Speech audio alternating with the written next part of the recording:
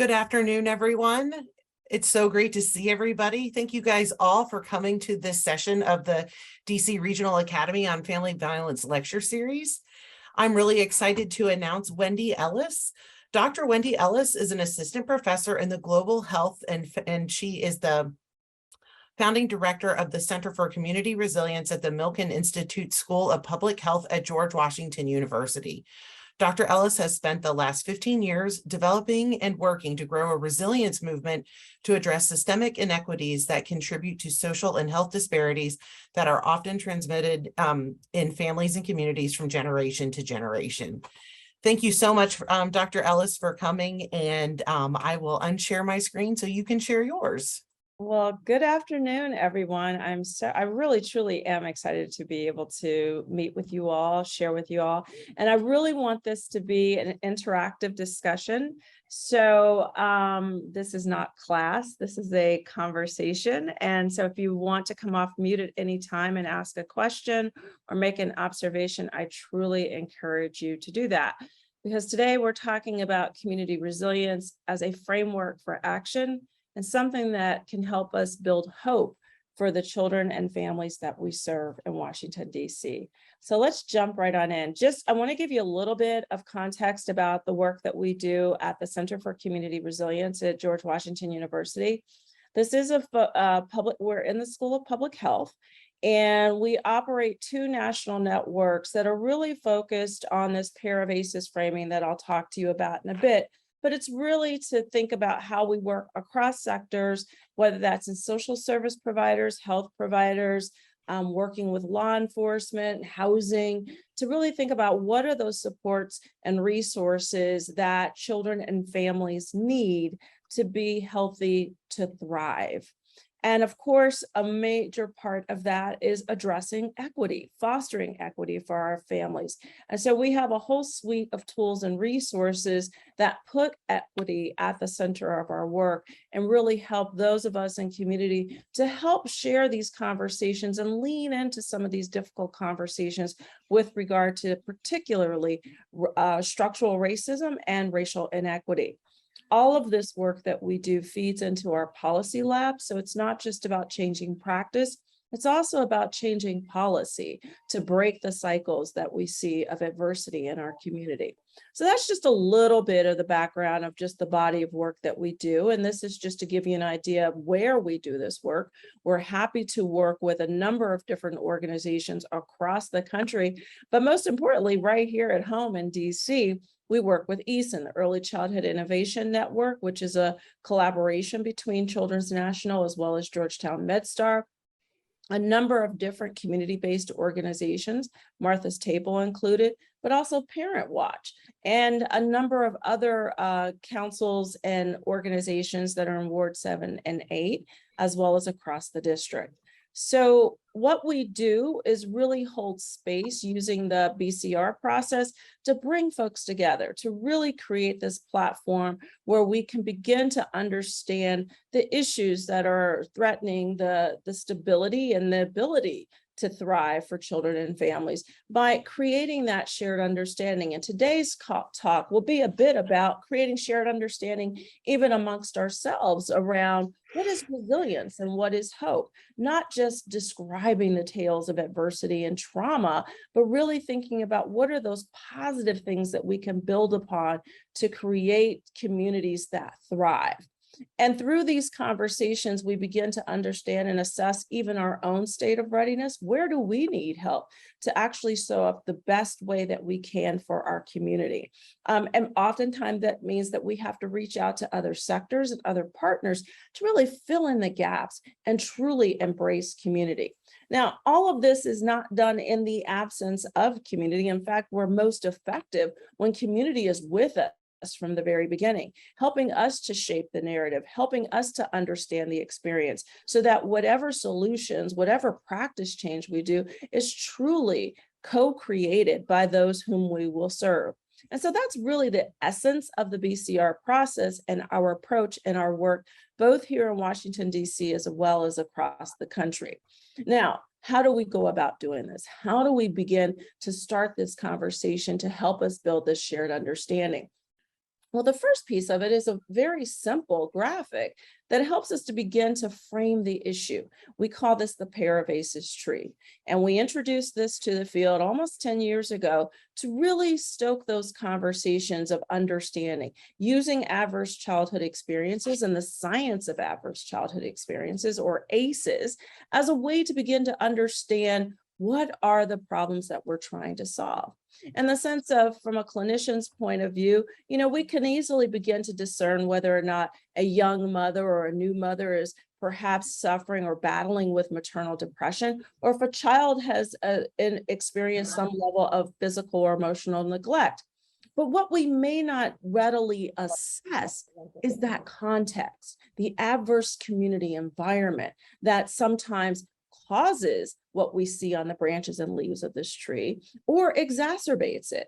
So just as any tree that's planted in the park, we would assess its health by looking at the strength of its branches, by the green, how green the leaves are. What we may not assess readily is what's in the soil. And so this tree is really helping us to push beyond just a simple clinical diagnosis or behavioral diagnosis and begin to think about what is the soil that this child, that this family is planted in? Is it one that's rooted in poverty, rooted in discrimination, or parents who are struggling with a lack of opportunity or a lack of opportunity for economic mobility, or poor housing quality and affordability, or community violence? These are the contextual things. These are the nutrients or lack thereof that are in the soil that oftentimes inform the outcomes that we see on the branches and the leaves. And so this is how we begin to frame our work and really think about what are those building blocks that need to be nurtured to create more positive environments for our children. And so I want to just go through a little bit of data here to provide additional context when we talk about the roots. So in DC, we have very much a very stark racial and economic gradient in this city. Moving from west to east, it gets darker as far as the communities of color, but also more nutrient or less nutrient dense when we think about that Parabases tree, meaning that in wards 1, 2, 3, and 4, perhaps there are more nutrients in the soil to foster more positive outcomes than what you would see in Ward 7, Ward 8, or even Ward 5. And so these things are not by happenstance. These things are actually quite well by design. When we think about the decisions that have been made over time, not just within any one mayoral administration, but really over time to create these same outcomes by race and by place. Now, there's been a lot of conversation about the rise of youth violence in Washington, D.C., and really across the country. But what we have to look at, again, is not just those outcomes, not just the branches and the leaves, but get into the root. And so these are statistics that are actually from the Kids Count book, data book for Washington, D.C., and we can see what has happened to our families since the COVID-19 epidemic. When we talk about youth employment being 29 times higher than those people that since 2019, that really begins to help us to understand the pressures, the economic pressures, as well as social pressures that are on our youth, that are also what is being felt within households with adults. When we think about food access and security, my God, we're talking about simple basic needs that are not being fed, literally not being fed. And so understanding that these are nutrients or the lack thereof in the soil helps us to better understand that it's not just going to be about behavior change or mindset change in the absence of actually providing the basic resources that people need. And so oftentimes when we're talking about youth violence, we forget to talk about the structural violence that is actually being endured by individuals. And so these variables here, this loss of income, housing insecurity, food insecurity, these are violent experiences for children and families. They may not be traumatized in the sense of bruises and cuts and injury, but it's an injury to the soul. And so it is a violence that we must actually address in order to think about having a different outcome on those branches and the leaves. There must be a better soil for our families to be planted in, soil that actually fosters hope.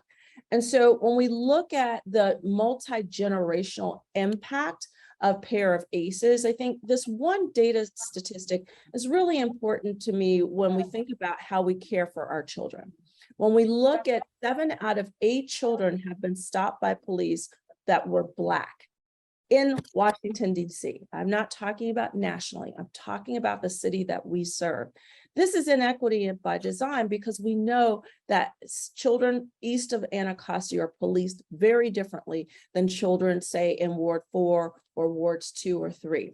And so we have to begin to, if we want to think about stopping cycles of trauma, we actually have to stop at the source, not at the outcome. Meaning that there's a lot that happens before our children choose to pick up a gun.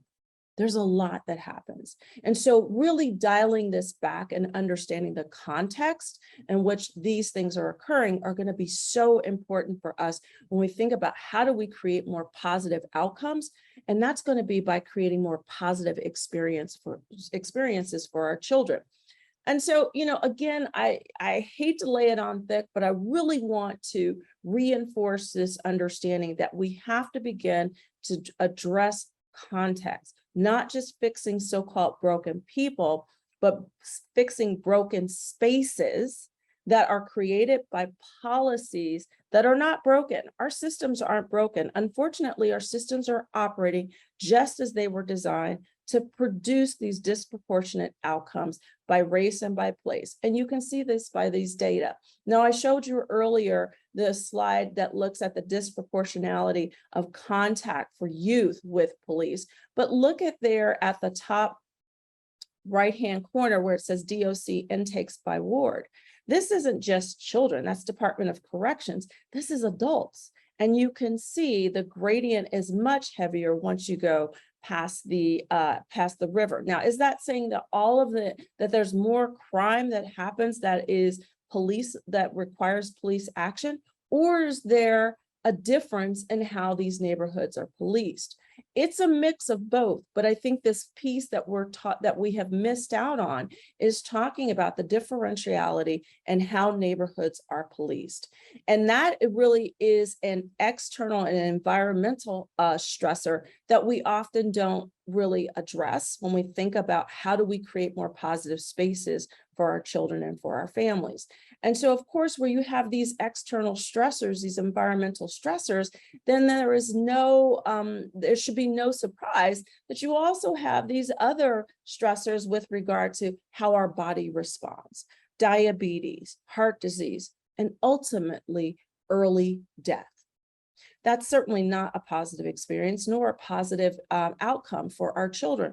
But it's important to think about how these things accumulate across multiple sectors, whether that is the history of segregation and redlining that has created it can be attributed to the racial wealth gap, not just nationally, but here in Washington, D.C., and how that burden of inequity gets passed from generation to generation, whether that is generational poverty or the lack of educational attainment, really more so that is associated with the types of schools and the quality of schools that you have access to, rather than a child's ability to learn. So that's why equity is so important. And that's why equity is an important nutrient to think about how we build more positive spaces for our children and families. Because at the end of the day, our families' well-being should not be determined by race, place, or income. That we want every child to have the opportunity to bounce back, obviously, but more importantly, to bounce forward and thrive. And so when we talk about what is resilience in our work, it's not just that ability to bounce back from trauma, because as all these data and slides that I've shown you thus far illustrate, not everyone has the same starting point. So I would not want to suggest that resilience is merely, we're going to patch you up and make you feel better so that you can be right back at that same starting place where you began, because we know that that's well behind what is across the district. And so when we talk about equity, it's making sure that individuals have what they need to bounce forward and thrive. That's what community resilience looks like. And so our work is really around helping to connect the systems and policies and practitioners like yourselves to the resources that are going to best fill those gaps, but do more than fill the gaps, actually provide a runway so that our children and families can take off and can thrive. And so one of the things that I really want to, you've heard me talk a little bit about hope and interject that into this conversation. And we all need hope, regardless of where we come from as far as race, income, education, everyone needs hope. And when we talk about some of these more adverse environments, these are not environments that foster hope. These are not environments that foster positive experiences. And I think it's important for us to understand too, and remember that hope is a secondary emotion. It's one that has to be nurtured and reinforced. Fear, on the other hand, is not. Fear and anger are two things that are very instinctual. And that's owing to our survival as a species. It is a fight or flight response. These are the things that keep us alive. But oftentimes these adverse environments only breed fear. Think about, if you go to bed every night and you hear gunshots, or you see police lights and there's an automatic response for that, or walking to school and walking past memorials for the latest person in your community who has been fallen by violence of some sort, or a child that has to take off their backpack and put it through weapons detection and be wanded and not have access to a locker to store their things, because the assumption is that these children will be more prone to violence. These are adverse community environments for our children, for our families, for everyone, and they breed fear. What we want to do is think about what are those things that can help to take away those elements of fear and create more positive environments that nurture hope, go from surviving to thriving. And so I often work with my buddy, Dr. Bob Segi. So some of you may know him. He's at Tufts University, and he's created the building blocks of hope. And so Bob and I actually look at these two pieces of work, his work and our community resilience work, as being very complementary. What are those 4 building blocks of hope to help build more positive experiences for our children? Well, Dr. Segi talks about relationships, healthy relationships with adults, the environment that offers safety and stability, engagement, a sense of belonging and connectedness, not just for our children, but for the adults that care for our children, for the adults that actually begin to nurture that hope in the community. They must have hope themselves. And then the emotional piece of this creates the foundation for our children to be able to build emotional relationships, meaning with safe and regular play. 4 simple building blocks of hope that provide for positive childhood experiences. Now, we can say this is great on the individual level, but how do we begin to think about this at the community level?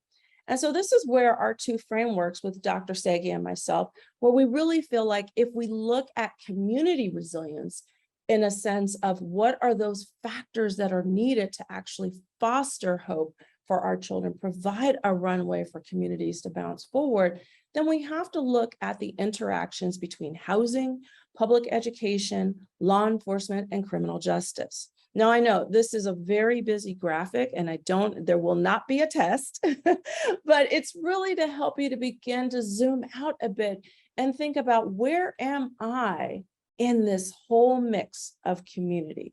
And who do I work with that can help to produce better outcomes for our children and our families and community?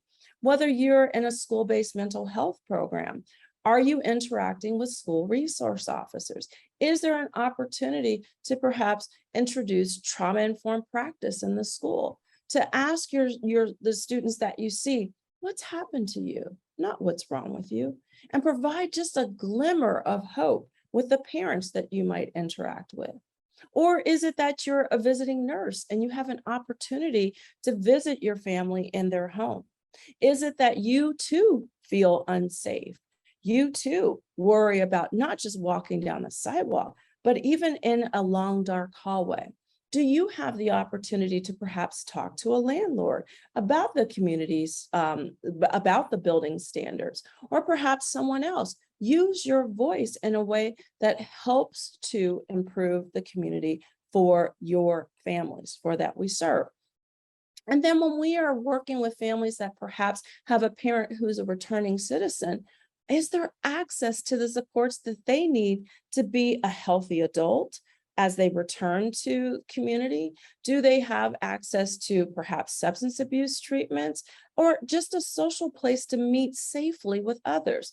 In the communities that we serve, are there third spaces, playgrounds, coffee shops, where children can play safely, where adults can meet and have some sort of connection, social connection that helps to contribute to social cohesion? So that's the purpose of showing this graphic. It's not to overwhelm you, but it's to really zoom in and begin to think about what are those things that our families need as building blocks to build upon for hope, to break cycles of adversity. So as you begin to work across these various sectors, thinking about the sources of support that our justice-involved youth need, thinking about the supports that individuals who are working towards perhaps owning a home, what sort of resources do they need that would foster hope in the face of racism and discrimination, in the face of fear? These are the things and the contributions that these various sectors make, that while we may not feel that that is where our calling, it's good to be knowledgeable of all of these contextual factors and know that you as a practitioner actually have some way of being able to help to improve these environments. So as we think about, particularly from the education perspective, how can we influence various practices in schools, various programs, whether that's from an extracurricular enrichment? Perhaps it's something as simple as offering yoga, as offering meditation or mindfulness classes, and perhaps doing it with students and adults as well. Now, this is not to minimize the very real stressors that are happening in community. And it's not to say the last thing we want to suggest is that mindfulness is more important than actually putting food on the table. It is both and. We have to stress that it is important that individuals know how to take care of themselves, but they still need to eat. They still need to feel safe. This is not compromising or minimizing the experience of hunger or the experience of insecurity. It is saying that we can do both. We can walk and chew gum at the same time. We can take care of basic needs, but we can also give people the means by which they can take care of themselves. And so this is really where we begin to think about as practitioners, where is our contribution to fostering educational attainment, to reducing juvenile justice involvement, to giving housing to the unhoused, feeding the hungry, and healing the trauma due to racism and the experience of poverty? Well, that means that we have to be part of a coalition that actually begins to address the soil, that talks to individuals, whether that's in city council or even if it's in your own school with a principal, to talk about how programs are funded and prioritize those things that would help to provide the best emotional and social supports for our children and their parents, about community policing practice, about access to mental health providers. This group in itself has a great opportunity to work with both the school system as well as other providers, and making sure that our children who are the most at risk and the most traumatized actually have access to the mental health supports that they need. And then about the parents, really thinking about how can we come together to create pathways and supports for parents around economic mobility, even if that's as simple as having access to computers while they're waiting for their child's well visit, so that they perhaps can access to get various services, whether those are social services or simply apply for a job. The digital divide is real. So sometimes just having access to those tools, those digital tools, is all a family needs to begin to step forward. And then access to transportation. We really have to address as a city, as a coalition, the ability for our families to move from one place to the other in this city affordably and easily, so that they can begin to access higher paying jobs and the resources that our children and families need. So earlier I showed you the Parabases tree that had all of the adversities on the leaves and the branches and all of those things that were in the soil that were feeding those negative outcomes. And I told you what community resilience sounds like, or from a theoretical standpoint, meaning that it's not just about bouncing back, but it's also about providing the supports and resources for individuals to bounce forward and thrive. So what does that look like? Well, we created the resilience tree to help us begin to think about how we frame community resilience. And it's not just the absence of adversity or trauma, but it's the presence, the measurable presence of those things that we need that foster hope and foster an opportunity for families to thrive. Things like safe and stable neighborhoods, an ability to have community advocacy and agency, which comes from those third places that foster social cohesion. Environments that promote the social connectedness. This is something that we say that we use as an important block, both in the community resilience work, but also in the building blocks of hope. That individuals are healthy and supported, that there is access to social and economic mobility, and most importantly, access to capital. We cannot begin to address the community adversity if individuals don't have access to economic mobility and a fair opportunity to move forward in the economy. And so that is rooted really in having equitable and trauma-informed systems and supports.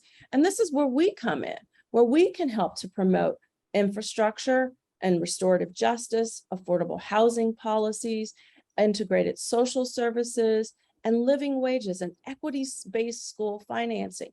We have a voice to both advocate for these things, but also to help our families advocate for these things as well.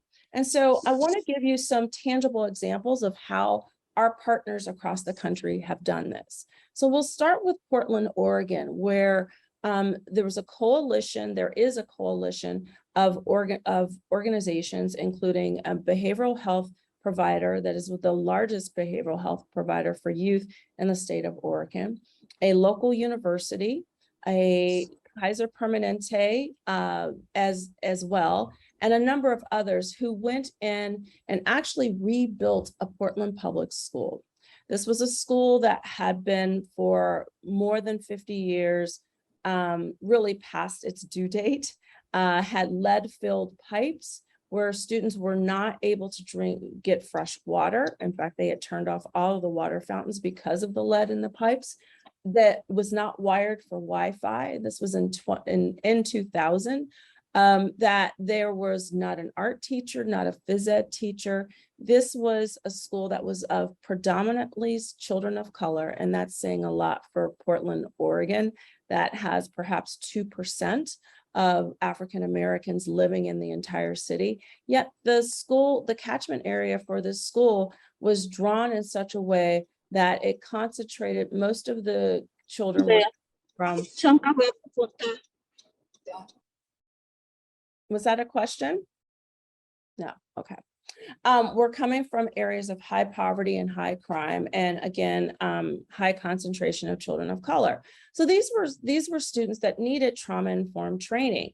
And so when the partners came together, they decided to, number one, train all of the teachers in trauma-informed practice so that the teachers could take care of themselves, because many of these teachers, they themselves were living in high poverty, high crime areas. But also many of the families, as well as the teachers, were living in areas that were food deserts. And so it was important to be able to provide food supports to this school community. So they had an organic food supplier that actually came in and set up a food store. And so this is something that, this was a store that accepts cash, credit, and EBT electronic benefit cards. So anyone could use it to get the food, access to the food that they need. They created a school-based, Kaiser Permanente came in and created a school-based health and wellness services. So they had access for well checks right there in the school, as well as behavioral services. And once a week, a dentist is on site to provide dental services for the children. There were supports for the parents. As I said earlier, the digital divide is very real for many of our families, unfortunately. And knowing that there wasn't a safe space and community for these parents to connect with one another, they created a living room of sorts for the parents. So it's a place that when they drop their kids off, they could stay. They could connect with one another, create a social circle. They could access computers. So if they needed to use computers for whatever reason, they had access to that. They created a laundry room for individuals to be able to do their laundry there at school. And so while you would say, well, this is quite a bit for educators, because at the end of the day, it's about our kids learning. Well, that's what was one of the most inspiring outcomes from this work at the Fabian School in Portland, is that within 1 year, this was the only school in the Portland public school system that actually saw a significant increase in reading levels for 3rd and 6th grade. They saw a reduction in behavioral health issues for the children. They saw an increase in teacher retention, and they saw a reduction in student absenteeism and importantly, an increase in parent engagement. This is what community resilience looks like.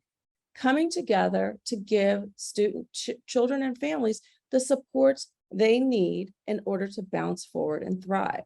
That's one example of how co-location of services, really filling the needs of families, can make things happen in a very positive way for them. Here in Washington, D.C., with Martha's Table, we worked with them to create a community design strategic plan. So over the course of 2 months during the pandemic, we convened community partners to really inform what were the issues that were most important to be addressed. And out of that came food insecurity, early childhood education, but advocacy training for parents. And so this has been put into their 5-year plan that has been not only co-designed by community, but more importantly, prioritized by community and moving forward as a full partner and designing the programs that community needs. In Cincinnati, Ohio, we work with our pediatric care partners at Cincinnati Children's Hospital to create a co-location or service integration of parent coaches. This is working with Beach Acres Center, Parent Center, and Cincinnati Children's Hospital, where they were noticing that a number of the families that were coming in had a number of household stressors, and the families that had the household stressors also had children with behavioral health issues. And so they decided to partner with the Parent Connects program is what they call it. And this is embedding parent coaches, not just community health workers, but actually trained parent coaches in the pediatric primary care practice. These individuals are seen as peers to the parents of the children who are in the practice. And so when a physician detects that there's a little bit of stress in the household, whether that's an issue with an energy bill or perhaps managing the child's behaviors or other stressors, they can not just write a prescription for for some sort of treatment for the child, but they can actually help connect the parent to the emotional supports that they need. And so this parent coach comes in, and many of these people have the same lived experiences as the parents that are in the primary care practice. And so it's this peer-to-peer, I'm here to help you, I see you, and connecting them to resources, but also being there for them, that helping hand. And they also foster racial healing. They've done racial healing circles for those individuals who have suffered some level of racial discrimination or trauma from racism in the community. And so this idea that this is integrated into the practice goes one step further of not just being integrated into the practice, but it's integrated as a full team member. So using Medicaid managed dollars, they've been able to reimburse these or pay these individuals as care team members, but all of their interactions are captured into the electronic health record. This becomes part of the care package because these parent coaches are part of the care team.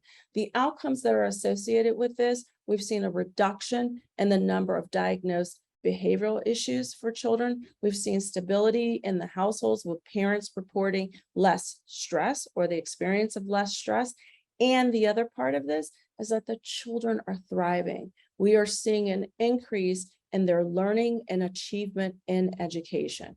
So again, meeting parents, meeting children where they are, working across sectors to improve outcomes for both children and families. Also in Cincinnati, they've taken the trauma-informed approach of using the pair of ACEs to reach out to communities of color who may not necessarily be those that embrace speaking about mental health and trauma.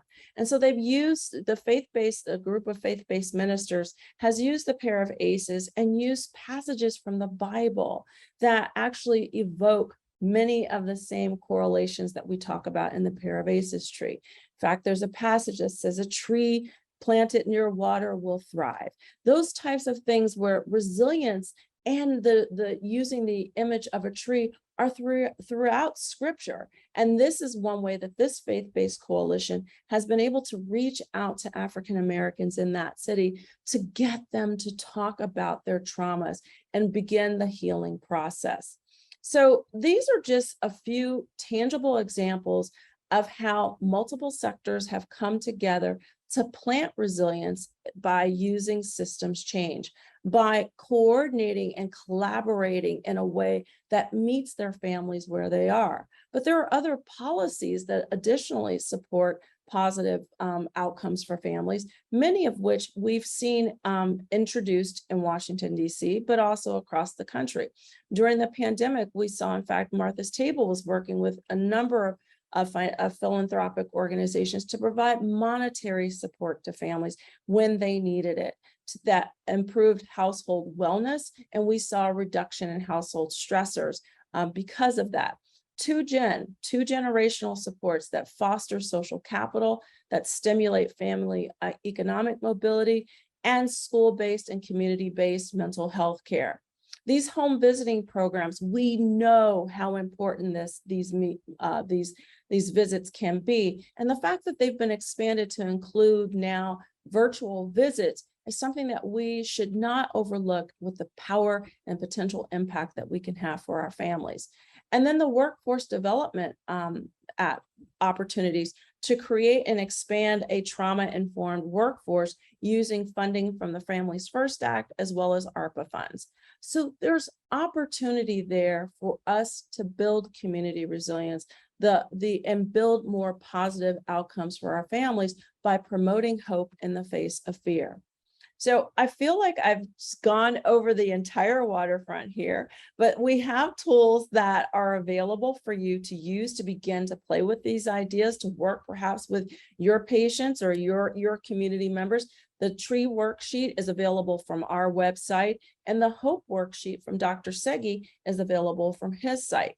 So it begins to help you think about what are those elements that would help to build resilience in the families and the children that you serve, as well as how can you build in opportunities to discuss hope, the 4 building blocks, and really truly build community resilience. So again, just as a reminder, community resilience is not the absence or just merely the reduction of adversity and trauma. It's the presence of access to supports that help children and families thrive. And that includes you. So thank you. Dr. Ellis, I have a couple questions, and if any, and I'll read you things as people put it in the chat, but I had a couple questions for you. I was really interested in all of the programs that you were talking about, like how the community got involved and how all of these different entities like help different areas. For specifically for the school in Portland, Mhm. who brought all those people together to create that? Like, how did they say, we're gonna meet a need here and we're gonna do all these things together? Because that was really impressive. Yes, so this actually started with a principal, an activist principal who was at the Fabian School, who was just beyond her wits. And when she walked into this building, she was a new principal and she could not believe the conditions that children were expected to learn in. And they were right next door to Concordia University. And she walked over to the president's office and she's like, look, these are kids that need art and they need phys ed. Do you have any students? I mean, literally, she just said, do you have any students who could come over here and maybe do an art seminar with our kids? Or perhaps, Wow. do some organized games with our kids on the playground. And the president said, as long as I've been president here, I've never even been in that school. And she said, well, you come on over. And she walked him through the school and he was aghast because this is a school that had banners, "We are the neighborhood." And yet he had never been inside the school that's right next door. And when he saw that, he had a relationship with Trillium Behavioral Services. And he Mhm. said, hey, I know you guys do trauma-informed practice. I really think that this could be something that would be, just transformational for this school, for the faculty here. Would you, can we get a grant or something going that we could support this? And so they wrote a grant and actually were able to support the training. But as Trillium got involved, they were like, how can we teach people to be mindful if they're hungry? These kids aren't going to sit still if they're hungry, if they're Right.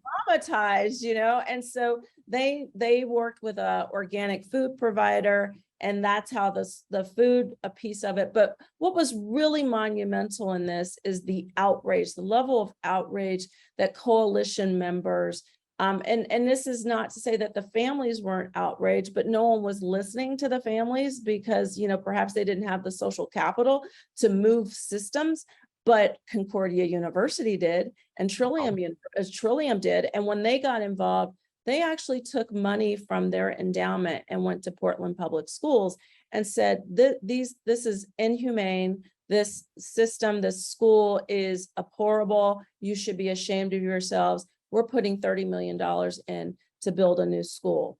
And this was after years of, there had been lobbying to build a new facility, but of course, Portland Public Schools pleaded poverty. We can't afford it. But, it was Concordia putting the money up and saying, put your money, this is what we can put in for your children, for our children. What are you willing to do? And suddenly there was the political will to raise the money to rebuild that school. And when that was rebuilt, that's when Kaiser Permanente came in and said, we'll use our community benefit dollars to build this wellness center. And they put parents on the advisory board for the building. I mean, literally, they built a building from scratch.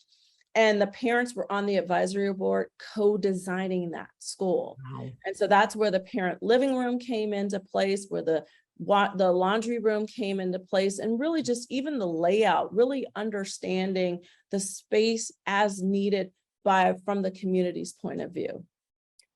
I mean, I got chills hearing all of like how that came together. Crystal Wilson in the chat, she had a question that relates to that. But before I ask you that, could you put the links back up? One of them, I tried to type it. I tried to Yeah, type it quickly, and I don't think I did a good job. And somebody tried to click on it, and it didn't work. I'm more than happy to put those links back up. So you're talking about for the worksheets. Yeah. Yes. Yeah. Perfect. Happy to leave those. Perfect. Okay. So Crystal asked a question I was thinking around the same lines of has there been any schools in this area or other areas in the nation that has done something like this and like took what they did in Portland and did it like at a different scale, smaller scale, bigger scale? Have they done it again? Yeah, there are other schools, certainly there are models. In fact, if you look at the model called community schools, there are a number of schools across the country. I have not seen any in Washington, D.C. that have done it at the same level. But, this idea that, and I think what's important about the community school model is that you're not asking educators to do all of this, as the example from Fabian School demonstrates. You had a behavioral health provider, and you're not asking the city to do it, but the city will pay for that. You're not, the wellness center was not built by the city, it was actually built by Kaiser Permanente. Even the food store, that is actually operated by an outside vendor who came in and said, I will sell these, and I'm using quotes because he's actually selling it at market price. He's not, or at wholesale price. So he's not even doing a markup for this because he recognizes these are families that are in need. And so it is pulling all of these various folks who already do this work, but saying, let's just do this in the place where we know our families are, meet them where they are, and give them what they need. So that is very much where you can begin to see what has been done as far as community schools are concerned. Some may just, hey, we need a laundry room and we need a room for our parents to be able to gather. Again, the Fabian model was one that, having a high, one thing I forgot to mention about that model also as well is that, yes, she asked, LaShawn asked the president of the university initially just to have art instruction, phys ed. But as they sat down together and really thought through the collaboration, he said, we have a social work school. We have an education school. I would love for our students to be able to come over here on the regular and, Wow. whether that's social work or, behavioral health or, student instruction or what have you, this should be a back and forth. And so they actually renamed the program at the Fabian School 3 to PhD. And that was because when they rebuilt the school, they actually put classrooms for Concordia University inside that school. So you have college students that were taking from, social work or from the School of Ed, they were taking their courses right there in the school. And so these kids are seeing that they're going to college, they're going to school with college kids. These college kids are actually working with the populations that many of them are going to wind up serving. So, the three was from, because they had a pre-K program in that school. So it's from 3 years old to PhD. Talk about building hope. When a kid says they're coming to school every day and they're seeing college kids right there with them. One of the things that I thought was just most amazing is these little kids saying, I'm going to college too. So it was not only serving the needs of today, but it was building the hopes for tomorrow. Wow. I love the 3 to PhD. I mean, I can see like kids saying like, I went, my classmates, some of them, I saw college students today. Do you have time to answer a couple more questions? Sure. I had another one about the primary care office in Cincinnati. Did every family get a parent coach, or was there a screening process where like there would be like some type of intake form to connect families to a parent coach, or was it like at least in our primary care here at Children's, we have kids in rooms and they, kind of are in there for a little bit before they see a clinician. Like, did they come in during that time? Like, how did that work? How did that like pairing work? Yeah, so this is something that is made aware to all of the families that are a part of this practice, that that parent coaches are available. So certainly if your provider doesn't recommend or doesn't, immediately say, hey, would you like to talk to a parent coach? You have the ability to request for one, but they're there. They are part of the care team. There isn't a, like an ACEs screener or that kind of assessment, but they are asking questions that, is around diet, around food, around, parental stress. And so they're just enough in conversation to begin to suss out, maybe would you mind talking to a parent coach, or would you like to talk to a parent coach?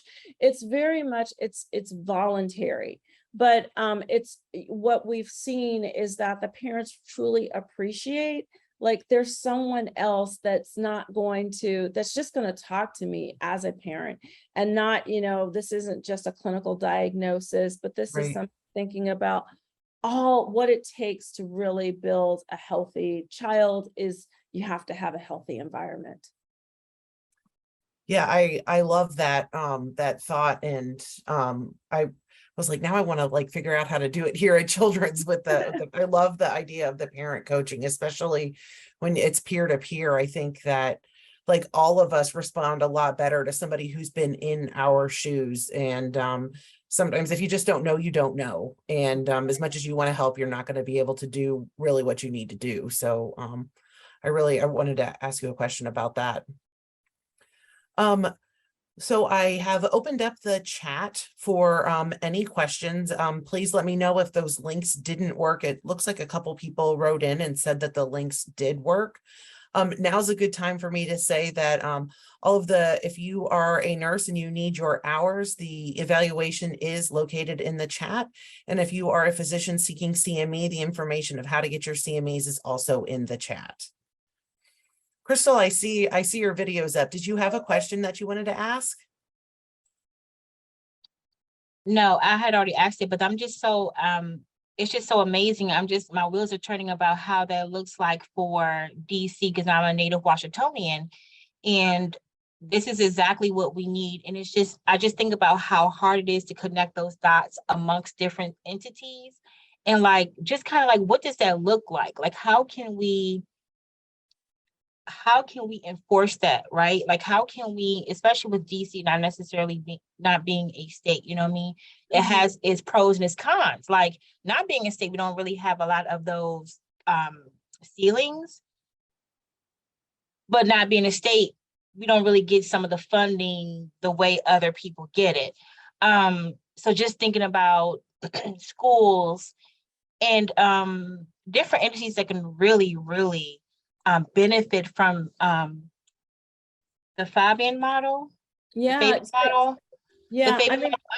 It's just, even with just, if you could imagine that in a primary care setting, like for early education, because, you think about Apple Tree, since you're from this area, right? Since you work in this area, Apple Tree, the Learning Center down in the Arc, where we have we have our Children's National Medical Center, they have a behavioral something there. But what if it acted just like the Fabian model? Like, you have everything there, but no one's connecting it. Like, my mind is like, this is something that we know we need to do, but just it's always the how. Like, how? Well, I will say, of all the places that we do this work across the country, I think there's definitely DC's ripe for it. And it is because we're not a state. And we have, so this is where that weakness is actually a strength. Because we have one of the more robust Medicaid programs across the country, we have so much flexibility in what we're able to do with those dollars. Like, the parent coaches are paid through Medicaid. And there are organizations in the city that are doing parent coaching. It is a matter of connecting the dots. And there's a model there and I know the Parent Connects folks, they would be happy to share the information with you. Now, as far as the Fabian program, again, if there's any place that we could do this, it's Washington, DC. When you think about how rich we are in resources, but how disconnected those resources are. And so, as the mayor talks about greater equity and access, particularly east of the river, it's not just going to be the new hospital at St. Elizabeth's, because, one of the issues with this is that, or even the big chair. It's great that Children's National has the big chair, but for a parent to get a child to big chair, a parent has to take time off work, parent has to take a child out of school. So this idea that, perhaps Children's National pursues a model that is much like Fabian's school and looks at actually having co-located services inside of one with DCPS. Those are there, I will not, kind of sugarcoat. It was a long legal process, getting the partners together and the vision was the easy part, but then you get lawyers involved, Oh, and yeah. that's the whole thing. But they made it happen. And there was a dedication to not only we have to make this happen, but involving those parents that kept everyone accountable. And I will say that's why the BCR process, I put it up first, because the Fabian model would not have happened had they not had those parents involved, had they not had those parents both co-designing it. But when the rubber hit the road and the lawyers were dragging their feet, or city council was dragging their feet, those parents came in and let everyone know, we're watching you. So, I mean, I think that was like it's a mix about building all of those relationships. That's so important.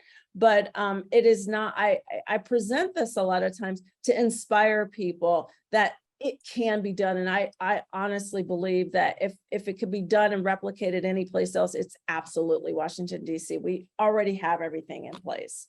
I agree. That's why it is inspirational, but also it's like your wheels get to turning, like where, how, what, Yeah. Thank you. Thank you so much. Thank you for your question. And thank you for your inspiration. Now go set it on fire. I know, Cindy, you will get an email. Hey, we're all one big team here. Yes. Dr. Ellis, thank you so much for sharing this with us today. Would you mind wrapping us up by telling us what keeps your personal resilience, and what keeps you coming back to doing this work? Wow, that's a good question. That's heavy. How much time do I have? Okay. 4 minutes.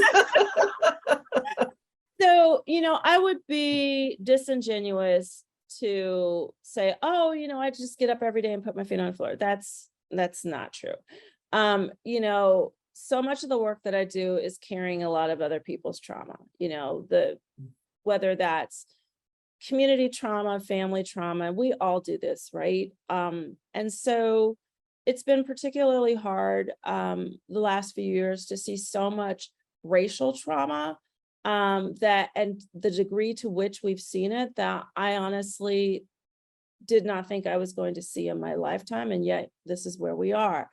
And so I recognize that I'm very privileged in the sense of I somehow, despite the skin that I'm in, I have my doctorate, I have a platform, I have a community that I've built. I've got to do something with it. And so, with great blessing comes great obligation. And I don't take that lightly. So that's one piece of it. My faith has kept me centered. But also knowing that I've got to take care of myself. All of us, we have to take care of ourselves before we can do anything for anyone else. So I exercise every day. I meditate every day. I do my yoga every day. I walk my dog. My dog talks back to me. My children talk back to me too, but that's a whole nother issue. But I mean, just remembering that you are one person and this is one life. And we are the healers, but we have to heal ourselves. We have to take care of ourselves. Otherwise, we will be no good for anyone.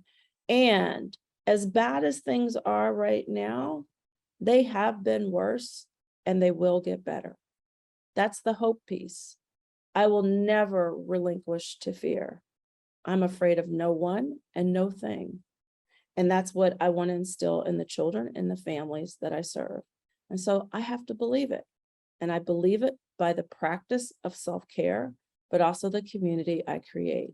And I'm just thankful to be a part of your community and share this with all of you. And I beg each one of you, take care of yourself. Take a breather, reach out, ask for help, take a rest, take care of you, because we'll be no good if we can't inspire hope. So that's my last word for you. There's nothing I can say after that other than thank you for your candor and your excellence and your openness with us today. Thank you so much. Oh, thank you.